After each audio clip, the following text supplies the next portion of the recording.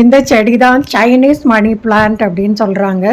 இதுக்கு இன்னொரு பேர் காயின் பிளான்ட். இந்த இலையெல்லாம் காயின் ஷேப்பில் இருக்கிறதுனால காயின் பிளான்ட் அப்படின்னு ஒரு பேர் இருக்குது. பென்னி பேர்ட்னு சொல்கிறாங்க.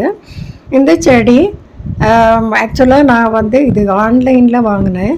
மணி பிளான்ட் கலெக்ட் பண்ணுறதுனால நிறைய எல்லா வெரைட்டியும் வச்சுருக்கோம், நமக்கு சைனீஸ் மணி பிளான்ட் இல்லையேன்னு வாங்கினேன். ஆனால் ஆக்சுவலாக மணி பிளான்ட்டை விட இது கொஞ்சம் டிஃப்ரெண்ட்டாக இருக்குது.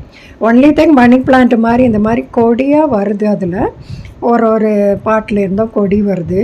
அதை எடுத்து நம்ம இங்கே ஈஸியாக நட்டு வச்சிட்டோன்னா புதிய செடி வரும். இது நான் என்னோடய மணி பிளான்ட் கலெக்ஷனுக்காக ஆன்லைனில் வாங்கினேன். அது வாங்கும்போது இப்படி தான் இருந்துச்சு. திரும்ப அதை நட்டு நான் 3 தொட்டியில் நட்டு வச்சுருக்கேன். ரொம்ப ஈஸியாக வளருது. பாட்லி ஷேடில் நம்ம வைக்கணும். ரொம்ப வெயில்லையும் வைக்காமல், ஒரேடியாக இன்டோர்லேயும் வைக்காமல், நம்ம பாட்லி ஷேடில் வச்சோன்னா இப்படி புஷ்ஷியாக அழகாக வளருது. லீஃபும் கொஞ்சம் நம்ம அதாவது கொஞ்சம் பெரிய பாட்லேயோ அல்லது மண் தரையிலையோ வச்சோன்னா கொஞ்சம் பெரிய லீஃபாக வரும். நான் சின்ன தொட்டியில் தான் வச்சுருக்கேன்.